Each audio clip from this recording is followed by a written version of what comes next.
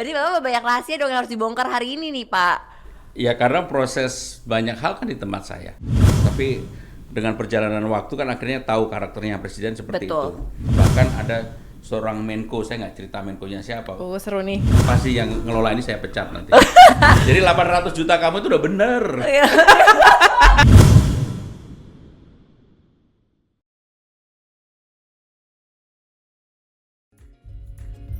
Bincang-bincang seru di podcast Kabinet dan Setcap. Mari dengarkan diskusi hangat dan beragam.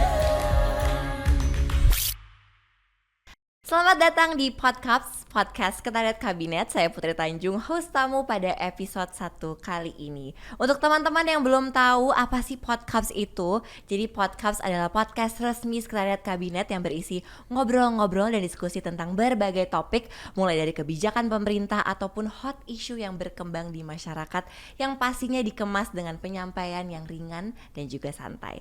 Di episode kali ini kita akan ngobrol dengan seseorang yang sangat luar biasa. Seringkali kita lihat mendampingi Bapak Presiden di setiap kesempatan. Beliau adalah Menteri Sekretaris Kabinet Republik Indonesia yang telah menjabat 2 periode. Beliau juga pernah menjadi Wakil Ketua DPR untuk periode 2009 sampai 2014 dan terpilih menjadi anggota DPR 4 kali berturut-turut sejak tahun 1999. Siapa dia? Langsung aja kita sambut mentor saya, Pak Pramono Anung. Hai Pak Pram. Hai Putri. Apa kabar Pak Pram? Baik, saya merasa terhormat menjadi tamu pertama podcast Sekretariat Kabinet. Luar tapi biasa loh. Tapi kalau saya nggak jadi tamu pertama, pasti yang ngelola ini saya pecat nanti. Emang harus yang pertama ya Pak? Harus dong. Keren banget loh Pak. Iya. Sekretariat Kabinet punya podcast sekarang. Nah, kami ingin menyampaikan kepada publik ya, karena Instagram, Twitter, dan macam-macam yang semuanya medsosnya Sekretariat Kabinet kan betul-betul diikuti oleh publik, terutama oleh media sebenarnya. Iya. Dan kecenderungannya sangat serius. Saya bilang sama Deputi dukungan kerja kabinet, kita harus mempunyai podcast yang lebih santai tapi narasinya nyampe, dan juga yang paling penting adalah masyarakat kita kan jangan selalu diajak terlalu serius. Benar, setuju Dan Pak. udah capek mereka dengan keseriusan, Benar. dengan Nanti juga nggak masuk juga Pak informasinya kalau terlalu serius Iya, kadang-kadang. nggak nyampe. Maka dan saya berharap betul, misalnya orang bisa mengelaborasi tentang peraturan presiden, Iya. tentang ibu kota negara baru, tentang Panglima TNI, tentang Kapolri, dan macam-macam lah. Iya. Tapi dengan bahasa yang lebih lugas, lebih santai, Iya. dan pasti akan lebih masuk dalam mindset mereka, Seru. terutama anak muda. Betul, seru banget sih Pak, karena alhamdulillah aku sangat bersyukur karena aku sering bisa bertemu Pak Pram, bisa mendapatkan banyak insight. Jadi aku hari ini senang banget bisa teman-teman yang nonton bisa tahu nih insight-insight dari Pak Pram. Dan saya hampir 3-4 tahun nggak pernah mau ngomong sama sekali. Jadi ini eksklusif dong Pak, perdana. Banget. Luar biasa. Nggak pernah mau ngomong sama sekali. Kenapa Pak? Kenapa alasannya nggak mau Jadi ngomong? gini, dulu waktu menjadi anggota DPR, menjadi pimpinan DPR, menjadi politisi, taunya dikit, ngomongnya banyak. Sekarang hampir semua tahu, tapi nggak pernah mau ngomong. Berarti Bapak banyak rahasia dong yang harus dibongkar hari ini nih Pak. Ya karena proses banyak hal kan di tempat saya. Iya, Jadi betul. saya lebih baik nggak ngomong lah, karena Ya. udah tahu duluan dan nggak mau berspekulasi, dan itu juga menjaga presiden, biar kalau hal mau diumumkan ya presiden menyampaikan kan gitu. Betul. Pak, sebelum kita ngebahas soal role-nya Pak Pram, aku penasaran tahun 2022 ini gimana Pak Pram kabarnya secara mentally, physically? Ya, yang pertama karena kerjaan nggak pernah berhenti. Iya. Saya, Mas Pratik itu 2 orang yang praktis nggak pernah Bener, istirahat. bener. Dan kita tapi enjoy, dan sebagai tim kerja menurut saya ini salah satu tim kerja yang sangat kompak ya, karena praktis nggak pernah ada gesekan, Ya. sehingga semuanya bisa dikerjakan dengan baik. Dan saya melihat bahwa betul-betul presiden ingin meninggalkan legacy banyak hal kepada bangsa ini, dan untuk itu kita support untuk presiden. Ya, jadi semuanya suportif dan semuanya kompak ya Pak. Kompak. Nah tapi sebelum kita ngobrol yang lebih serius-serius Pak, aku mau ngasih tahu beberapa foto-foto nih. Kita ngomongin hal-hal yang personal dulu. Jadi aku adalah salah satu followersnya Pak Pram di Instagram dan aku selalu ngebahas soal cucu Pak Pram karena lucu banget. Sampai akhirnya ibuku minta cucu kan gara-gara Pak Pram nih. Pak Pram bisa nggak ceritain sedikit soal cucu Pak Pram. Sering ketemunya berapa kali seminggu? Jadi benar-benar cucu ini menyedot energi. Karena saya kan punya 2 anak ya, 1 laki, yang kedua perempuan. 1 di Kediri jadi bupati, yang 1 sekarang lagi ambil sekolah. Ya. Dan cucu ini betul-betul menjadi energi buat saya. Hampir setiap hari kita Gemas. bisa video call. Kalau saya nggak video call, dia yang video call. Oh ya? Dia udah Dia bisa udah bisa video call sendiri ya, Pak? bisa sendiri. Ah, lucunya. Dan dia mungkin satu-satunya bisa perintah-perintah kepada Pak Pram. kepada saya sampai istri saya, terutama istri saya. Dia panggil saya kan Jidi. Iya. Panggil istri saya Michi. Iya. Jadi Michi itu sebenarnya bahasa Yunani, nenek. Oke. Kalau Tapi Jidi itu bahasa apa? yang ngarang-ngarang aja. J sama granddad kan. Oh. Singkat jadi aku- Jidi. Jidi, supaya kelihatan keren dong gitu. Iya, bagus juga tuh Pak Pram. Jadi belum- singkatan granddad Jidi ya? Jidi ya. Kan belum pernah ada. Benar, belum pernah ada. Karena saya ngimbangin istri saya, dia pakai Michi ya saya pakai Jidi. Iya, harus lebih keren lah. Lebih keren. Harus lebih keren. Pasti. Dan anak ini ya mungkin karena cucu kita sendiri ya istimewa sih. Iya. Umur berapa Pak Pram? Sekarang 2 tahun lebih 4-5 bulan. Lucu banget ya. Udah lebih banyak ngoceh juga aku lihat di ceriwis Instagramnya banget. Pak Pram. Ceriwis banget. Suka ngatur. Dari kecil udah kelihatan ya. Udah kelihatan. Udah bisa menjadi leader tuh Pak Pram. Suka Nanti ngatur. besar ya. Nah Pak, yang kedua selain sering ngepost soal cucu, Pak Pram juga sering ngepost soal beraktivitas bersepeda. Sepeda, iya. Saya itu 3 hal yang saya post pasti. Cucu, sepeda, Pak Jokowi. Pak Jokowi benar. 3 hal favorit ya Pak. Tapi saya memang sengaja di medsos saya nggak mau terlalu serius. Iya. Kenapa Pak alasannya? Karena sehari-hari udah sangat serius. Sangat serius. Ya. Berkaitan dengan peraturan perundang-undangan, berkaitan dengan jabatan orang, Betul. berkaitan dengan begitu banyak kepentingan yang tarik-menarik. Betul. Jadi kalau kemudian dalam hidup sehari-hari, katakanlah di media sosial, dan saya pegang sendiri, saya nggak pernah ada admin. Bagus Pak. Makanya pendekatannya lebih personal ya. Iya, betul. Dan untuk itu ya saya nggak mau terlalu serius. Iya. Saya ada di Twitter, sebenarnya followernya jauh lebih banyak, tapi karena di Twitter terlalu Aduh Pak, Twitter tuh kadang-kadang bitter. apa ya, crowded gitu, ya udah paling baca aja gitu. Jadi kalau tapi Bapak tetap aktif ngecek semua Ngecek. sosial media Seperti ya. kemarin kamu jadi trending topik ya saya cek juga, oh Putri ngapain nih jadi trending topik gitu. Ya nih Pak, banyak warga Twitter yang terlalu sayang sama aku kayaknya. Pak, kalau bersepeda gimana Pak? Setiap hari kah? Gimana cara Seminggu- ngatur waktunya? Minimum seminggu 3 kali. Wow. Jadi setiap Selasa, Kamis, Sabtu. Kayak hari ini 40 kilo. Hari 40 kilo. Tadi pagi 40 kilo. Wow. Kalau Sabtu 100 kilo. Jadi targetnya seminggu 200 kilo. Ya aku selalu salut sama Pak Pram dan Pak Pratik, dua-duanya menyempatkan olahraga ya Pak. Harus. Walaupun sesibuk apapun. Begini, kita melayani presiden yang terus terang workaholic, nggak pernah Iya. bisa diem, Benar. selalu bekerja, traveling Benar. kemana-mana. Benar. Kalau Pak Pram kita- selalu ikut terus kemanapun. Kalau kita sendiri tidak sehat, tidak kuat, tidak menyiapkan diri, pasti akan kedodoran. Iya, Dan beliau kan sangat energik ya. iya. Jadi harus diimbangi ya Dan Pak. beliau adalah orang yang setiap hari minimum 1,5 jam lihat medsos. Oh, Jadi gitu, kayak urusanmu Pak. pun dia tahu. Kayak Putri training topik itu tahu. Iya. Jadi kok Pak jadi ngebahas aku trending topik sih? Pak aku penasaran Pak Pram kalau tidur sehari berapa jam? 3-4 jam. Cukup. Cuma 3-4 jam. Iya. Tidur biasanya jam 10-11 tapi jam 3 udah bangun. Jam 2, jam 3 udah bangun. Stres nggak sih Pak? Enggak. Enjoy life. Enjoy life, Menikmati. menikmati. Dan kalau bangun kan banyak yang bisa dilihat. Betul. Nonton NBA, nonton Betul, sepeda, betul. pokoknya hal-hal yang produktif. Betul. Ngecek kerjaan. Betul. Dan banyak juga hal-hal kecil yang kita bisa look forward to ya Iya. Pak di Dan setiap harinya. kita bisa banyak belajar banyak hal sekarang dari banyak orang yang tidak kita duga. Misalnya Ghazali yang ngetop selfie itu siapa? Oh yang NFT? Ah, Iya yang kemarin. Kan orang tidak berpikir bahwa itu kemudian Betul. bisa menghasilkan uang, menghasilkan Betul. income. Betul. Sekarang emang luar biasa banget Luar sih Pak biasa kreativitas. dan orang sekarang mendapatkan banyak opportunity, kesempatan untuk menjadi somebody. Betul. Tidak hanya orang-orang yang misalnya lah berdarah biru kayak kamu gitu. Iya, betul. Setuju. Sekarang semua orang punya kesempatan untuk bisa growing up. Betul. Dan semua punya prosesnya masing-masing ya, Pak. Masing-masing. Again.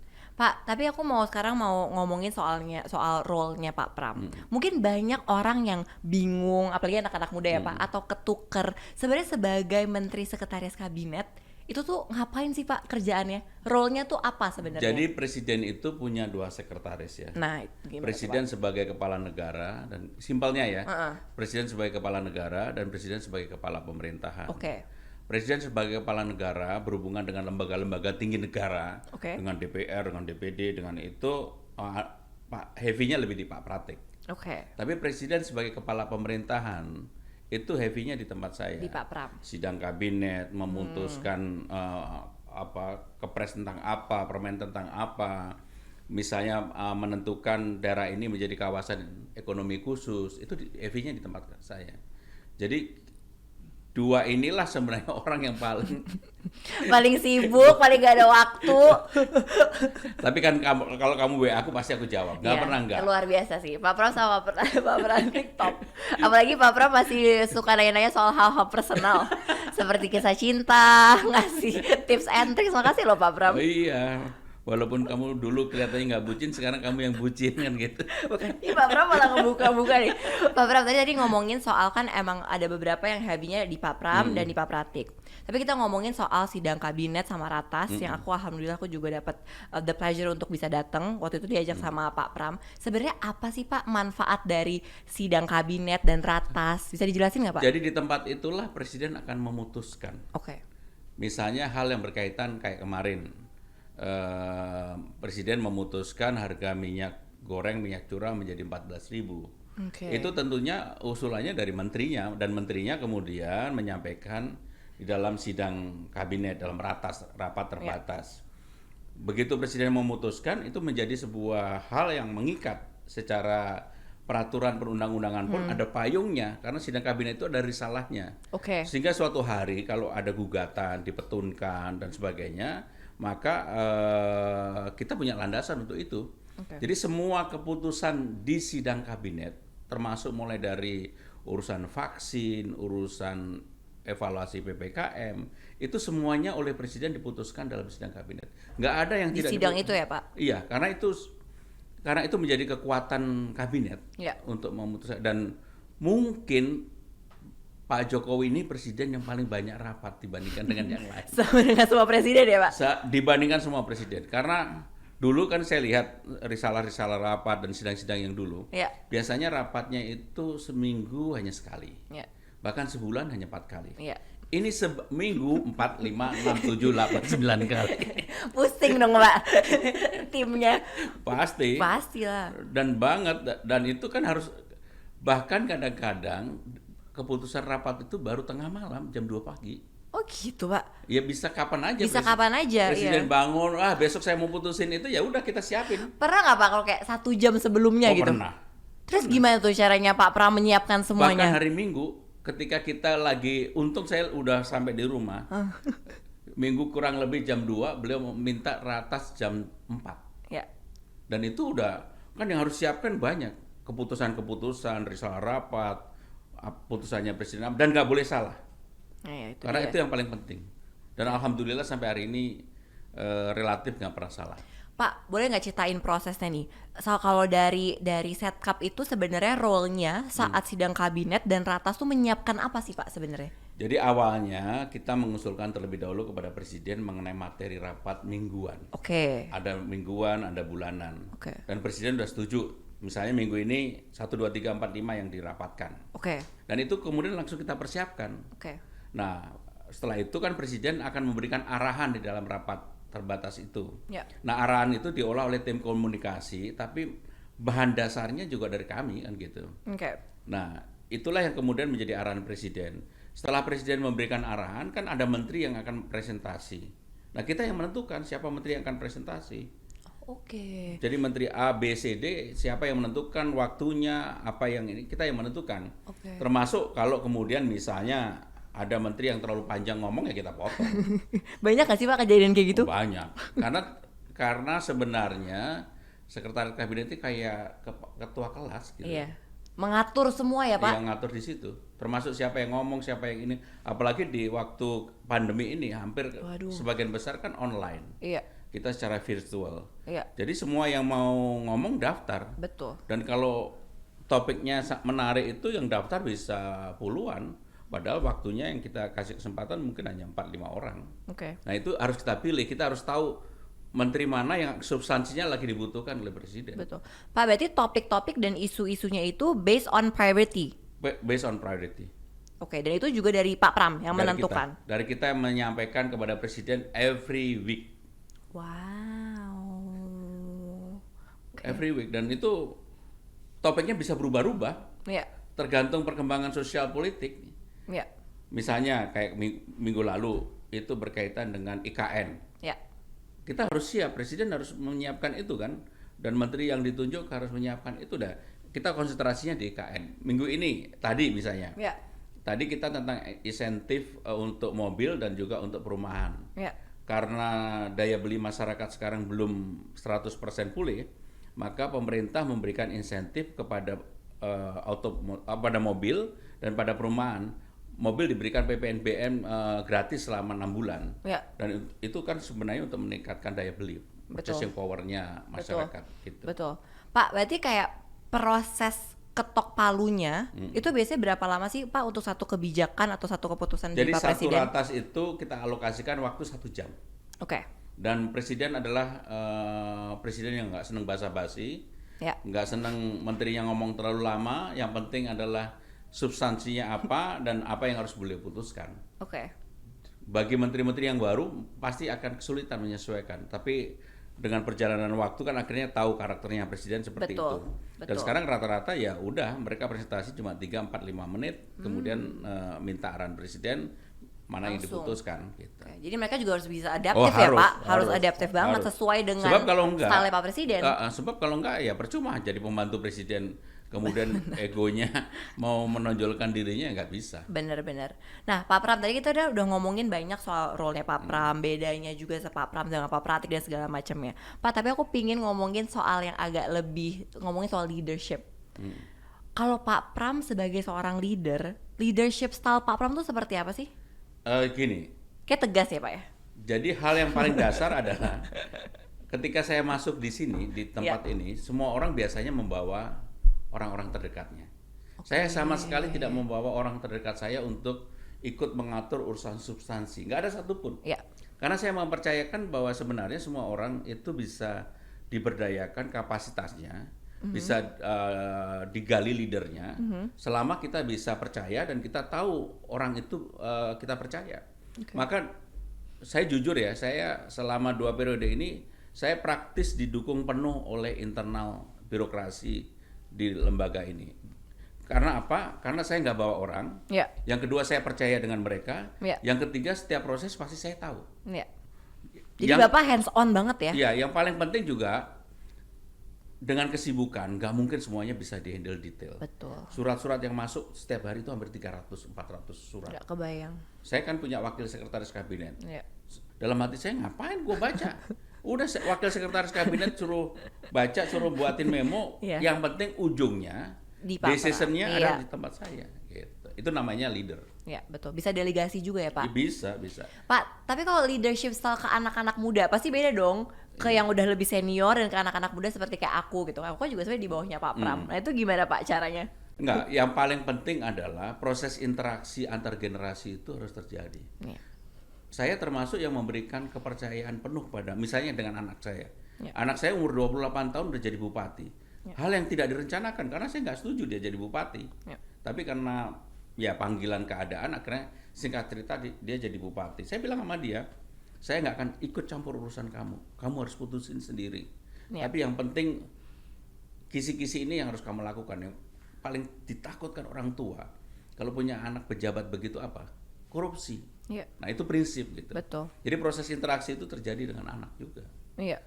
Dan juga aku juga merasa dengan leadership style Pak Pram kan tadi mempercayai sama anak muda, kayak misalkan aku waktu itu Pak pengen bikin pahlawan digital, pengen bikin rumah digital Indonesia dan segala macamnya, Pak Pram mempersilahkan, mendukung, tapi memberikan beberapa value-value yang harus aku ingat. Contoh yang sederhana aja lah, ini podcast ini nggak akan terjadi kalau sekretaris kabinetnya nggak open mind, Betul. nggak bisa. Betul Pak. Pasti nggak bisa. Karena betul. Kan mau rubah sedikit tradisi di dalam. Betul. Kalau nggak akan tercipta inovasi ya Pak. Nggak akan. Iya. Makanya saya juga bilang sama semua eselon di sini, mereka juga harus sadar terhadap medsos. Sekarang ini zaman sudah berubah. Iya betul. Orang tidak membayangkan sekarang kita dengan virtual pengen beli tanah misalnya di mana Chicago atau main golf secara virtual, lawannya ada di negara antah berantah, kita disuruh bayar fee-nya. Bener. Inilah kehidupan kita sekarang. Iya, luar biasa banget ya Pak. Cepat banget lagi berubahnya. Iya. Cepat banget lagi berubahnya. Dan ini akan terus begitu teknologi juga berkembang. Iya. Maka perubahan tradisi orang juga terjadi. Iya. Culture juga berubah. Betul. Orang nggak membayangkan loh sekarang, kayak tadi malam saya coba yang itu main golf, tapi secara Virtual. Lawannya ada di Afrika Selatan, satunya lagi di Chicago. Seru nggak sih Pak tapi? Ya seru. Ya tapi ya nggak seseru secara langsung. Iya, tetapi kan itu menjadi pengalaman baru. Bener-bener experience yang baru ya Pak Bram. Pak, tapi ngomongin soal kayak pengalaman baru, semua perubahan baru, dan selama karir Pak Pram yang udah sangat panjang ini, apa sih Pak satu value yang Pak Pram selalu pegang yang nggak pernah berubah? Gini, orang itu sebenarnya diuji dalam perjalanan waktu. Ya. Orang kalau terbiasa menghitung uang kecil, dia tidak akan pernah menghitung uang besar. Tapi orang kalau terbiasa menghitung uang besar, dia akan mempunyai kecakapan untuk menghitung uang besar. Artinya, orang kalau terlalu detail sesuatu hal yang sempit dan narrow, dia akan di sini terus, nggak akan besar. Tetapi kalau orang terbiasa spektrumnya luas, dia akan melihat uang. Dari cara ngitung uang aja udah sebenarnya orang akan bisa ketahuan. Kamu kalau misalnya dengan sopir, dengan ini, uang receh-receh aja kamu hitung, kamu nggak akan pernah akan naik kelas menjadi menghitung uang besar. Jadi jangan biasakan untuk ngitung receh. Bagus. Jadi 800 juta kamu itu udah bener. Waduh, Pak Pram ini bener-bener deh. Iya Pak, nah Pak ngomongin soal itu, pas banget nih topik selanjutnya adalah ngomongin soal social media ya Pak. Kadang-kadang kan Pak ya, social media itu banyak positifnya, tapi juga ada beberapa negatifnya. Pasti banyak hate speech, orang nggak ngerti full konteksnya, terus abis itu tiba-tiba ya bikin hal-hal nyinyir-nyinyir dan segala macam. How do you handle criticism, Pak Pram? Yang pertama, kalau kita masuk dalam sosial media nggak boleh baper. Itu harus dihilangkan. Yang kedua, suka mau nggak mau, suka nggak suka, ketika kita sudah tahu, kita harus membuat literasi media, memberikan pengajaran kepada publik untuk itu dengan cara-cara yang gampang. Nah, sekarang ini sosial media kan begitu maju dan begitu bebasnya. Orang mau kritik apa saja diperbolehkan. Betul. Tetapi yang menjadi problem adalah ketika orang kemudian dia tidak belajar bahwa ada rambu-rambu yang harus dia patuhi, ada rambu-rambu yang harus dia ikuti. Apa aja tuh Pak rambu-rambunya? Ada undang-undang misalnya tentang ITE misalnya lah. Banyak orang yang terkena persoalan hukum karena dia melanggar itu gitu ya. Dan itulah yang menjadi kemudian mereka menyalahkan pemerintah, dianggap melakukan represi, dianggap memberikan tekanan kepada kelompok oposisi, padahal bukan itu. Kan banyak sekarang ini yang hate speech yang mereka lakukan sendiri. Betul. Dan sebenarnya kalau kita baca dalam satu komentar itu hate speech-nya pasti ada. Pasti. Dan itu sebenarnya bisa dipersoalkan secara hukum, tapi ya nanti penjaranya penuh. Iya, capek lah Pak. Jadi kalau ada hate speech gitu kita nikmati aja. Iya. Nah Pak, berarti Pak Pram pernah dapat kayak pesan-pesan dari haters gitu? Oh iya, karena kita berada di samping presiden, urusannya misalnya lah, bukan urusan kita, urusan tentang keluarga presiden pun kita dibawa-bawa. Iya. Padahal kan nggak ada hubungannya ya Pak. Hubungannya, tapi ya kita harus menjadi dewasa untuk melihat itu. Pak kasih tips and tricks dong gimana cara kita bisa menghandle seperti itu Yang pertama, kalau kita di crowd yang terlalu haternya terlalu nggak ada batasnya, lebih baik kita nggak masuk. Oke. Karena kita bersosial media itu kan untuk menambah teman, menambah relasi, menambah kawan, menambah jaringan. Iya. Dan saya termasuk orang yang 4 kali terpilih menjadi anggota DPR Luar biasa, tanpa ya. biaya. Wow. Karena saya tanpa biaya yang tinggi. Karena saya memanfaatkan sosial media. Iya. Dengan sosial media, dengan networking, nggak terlalu dibandingkan dengan yang lain ya. Iya. Saya biaya saya kecil. Iya. Dan saya yakin sampai kapanpun maju di dapil itu pasti saya akan kepilih. Wish, luar biasa. Karena jaringannya udah terbentuk. Betul. Dan kita selalu rawat gitu.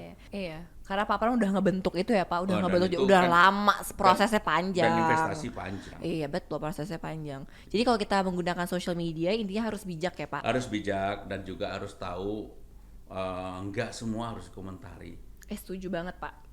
Nggak Setuju semuanya banget. harus komentari. Betul. Kadang-kadang komentar di hati aja ya Pak. Iya. Karena kalau komentar itu bisa melukai banyak orang loh. Bro, kenapa sih ketawa-tawa? Aku lihat sana. Pak Pram, Yes. tadi Pak Pram kan bilang saking deketnya dan kemana-mana sama Pak Presiden, sampai bahkan urusan keluarga dan segala macam Pak Pram juga suka dikomentarin. Pak, aku mau ngomong soal relationship-nya Pak Pram sama Pak Presiden. Ada nggak sih Pak kayak momen yang sangat spesial yang Pak Pram nggak pernah bisa lupain sampai sekarang yang Pak Pram alami sama Pak Presiden? Jadi Bapak Presiden ini kan kalau perjalanan jauh nggak bisa tidur. Gitu ya Pak. Dan beberapa kali karena ibu nggak mendampingi, kalau ibu nggak mendampingi kan saya pindah ke depan. Jadi Pak Pram yang mendampingi. Ini perjalanan pernah satu ke London, satu ke Abu Dhabi. Wah, lah Kebayang jauh dong. nggak? Aduh, lama Jakarta, banget. Abu Dhabi itu 9 jam Iya. lebih pakai BBJ belum. Iya. Jadi kita ngobrol dari A sampai Z, dari mulai urusan sampai waktu itu lagi top-topnya penyanyi-penyanyi dangdut, udahlah pokoknya semuanya kita omongin, termasuk Didi Kempot lah, Darboy, si Denny Caknan. Wow, pokoknya A sampai Z lah ya diomongin. A sampai Z diomongin. Dan itu beberapa kali. Iya. Papa tadi gak ngantuk sejujurnya. Ya ngantuk. Tapi kan sama presiden kita pertama nggak berani ngangkat kaki. Betul. Ini kaki pasti sampai udah lebam-lebam. Iya. 9 jam nggak bergerak kan pasti. Bener. Mau kencing aja kita tahan-tahan, akhirnya yang nggak tahan, Pak saya mau kencing. Sebenarnya presiden orang nyantai. Tapi kan, Ya kita nggak enak lah ya tapi Pak. apapun ya. Betul. Walaupun saya kenal beliau udah lama, apapun presiden itu beda gitu. Iya. Dan pernah juga dalam perjalanan dari Banjarnegara ke Labuan Ratu itu hampir 8 jam dan hujan, pengen kencing. Presiden saya juga heran presiden kok nggak kencing-kencing, kok udah pengen kencing. Perjalanan sejauh itu. Terus gimana dong? Ya akhirnya nggak tahan, Pak. Boleh nggak berhenti kita kencing dulu, Pak? Boleh dong. Boleh. Wah. Tapi ya yang begitu-begitu banyak. Banyak ya Pak. Karena 7 tahun mendampingi beliau dengan berbagai hal. Betul. Apalagi 8 bulan pada waktu kampanye kan, karena Pak Pratik ASN nggak bisa dampingin kan. Iya. Jadi Pak Pram ya. Saya dampingin setiap hari dampingin. Iya. Jadi malah momen-momen kecil ya Pak yang justru diinget ya. Diinget.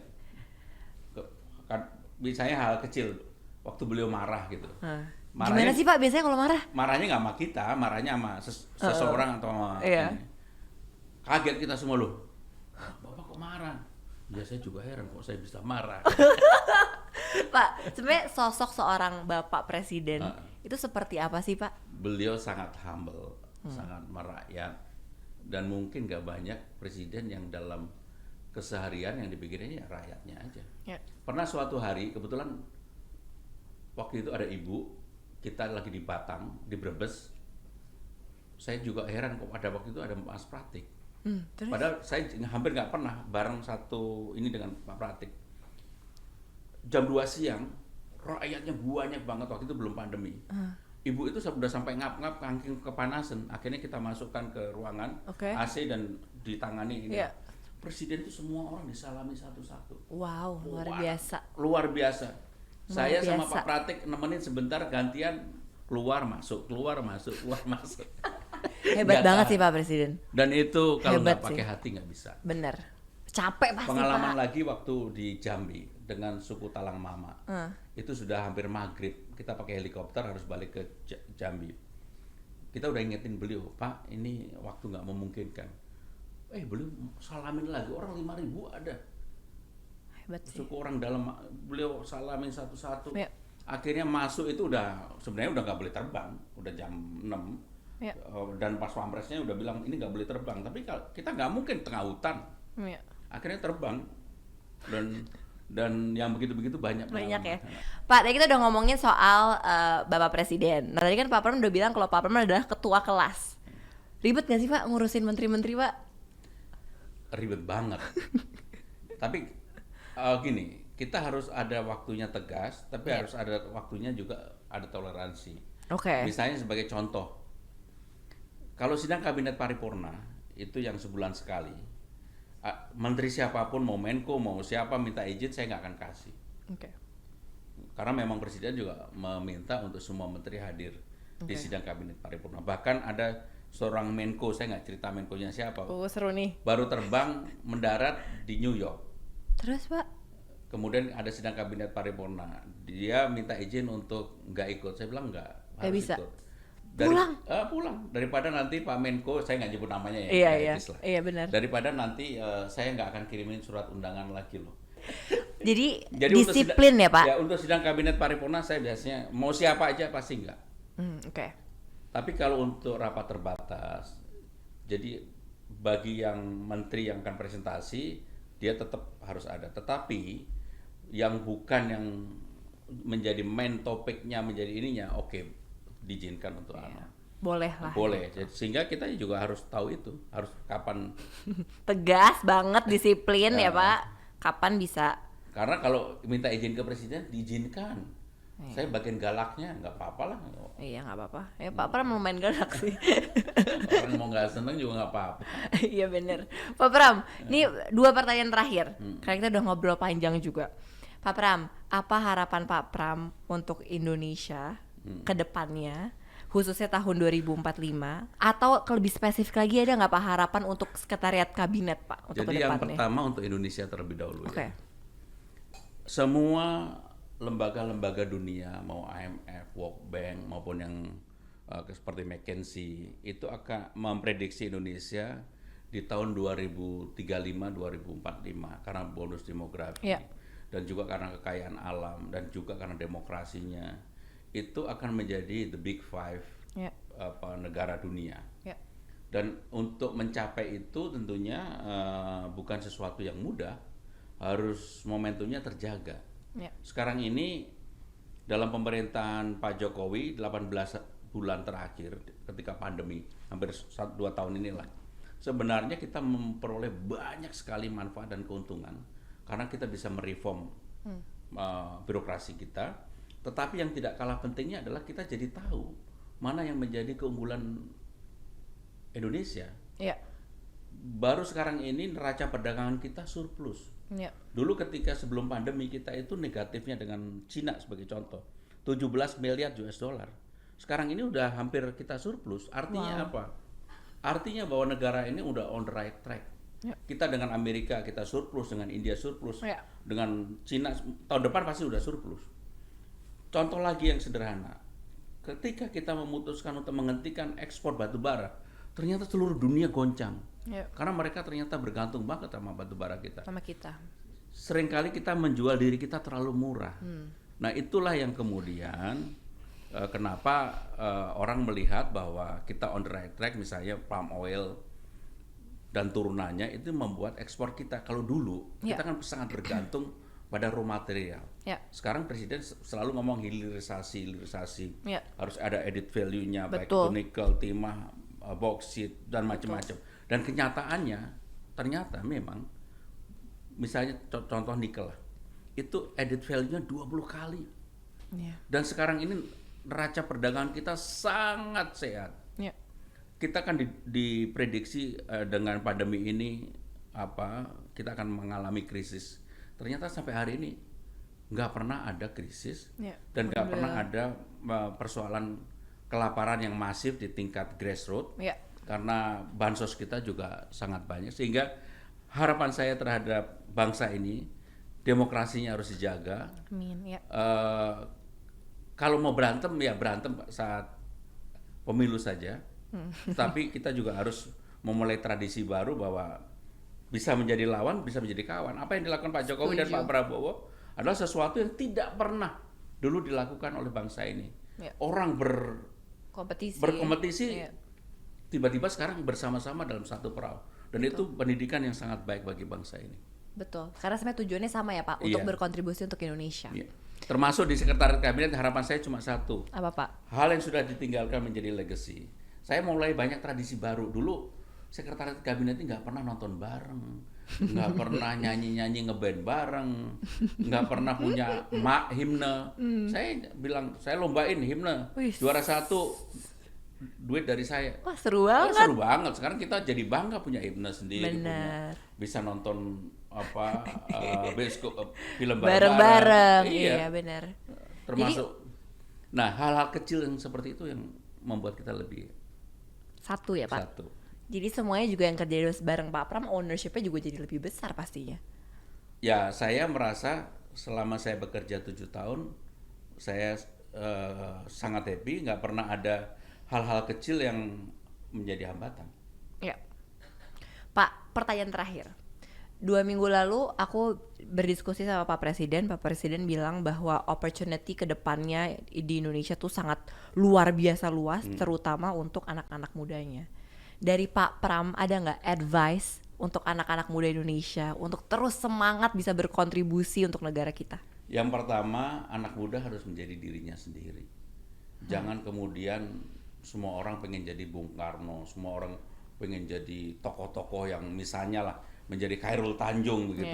Udah Khairul Tanjung ya Khairul Tanjung aja. Tapi kalau orang menjadi diri sendiri, dia akan tahu value tentang dirinya. Betul. Suatu hari dia akan tahu apa yang menjadi kelebihannya. Betul. Kalau kita lihat sekarang ini anak-anak muda yang sudah misalnya lah punya bisnis yang stabil ya.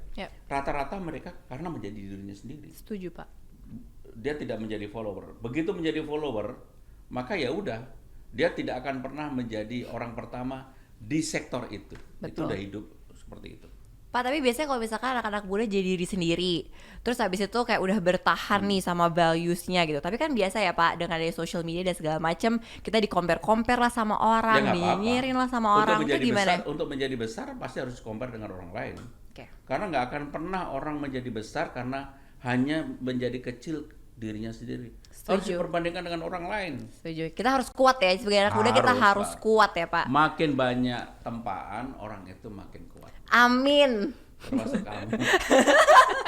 Terima kasih Pak Pram. Pak Pram, terima kasih atas waktunya. Aku belajar banyak dari Pak Pram hari ini. Terima kasih. Makasih. Terima kasih untuk teman-teman yang sudah nonton, dan hari ini sangat kehormatan karena bisa ngobrol sama Pak Pram. Tadi Pak Pram juga bilang udah lama nggak muncul ya Pak Pram. Nggak muncul dan nggak mau. Jadi ini eksklusif teman-teman.